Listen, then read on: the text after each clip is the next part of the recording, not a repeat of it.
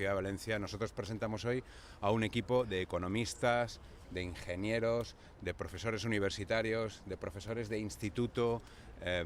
que van a ayudar a presentar ese proyecto que iremos desgranando a lo largo de estos próximos días y que hará que, por ejemplo, en la Comunidad Valenciana le peguemos un gran bocado a la administración pública que no deja de engordar con burocracia, con grasa carísima que no sirve de nada o con enchufados, o que ayudará a que dejemos atrás de una vez por todas, no como hizo el señor Puig, que por cierto, con gente como el señor Puig, que lleva más de 30 años viviendo la política, o con gente como el señor Enric Morera, que también lleva más de 30 años en política, no queremos contar.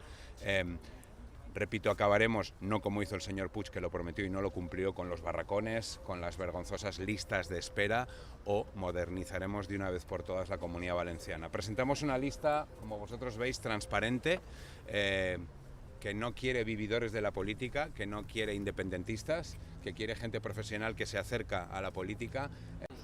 Bueno, a mí una mujer que generosamente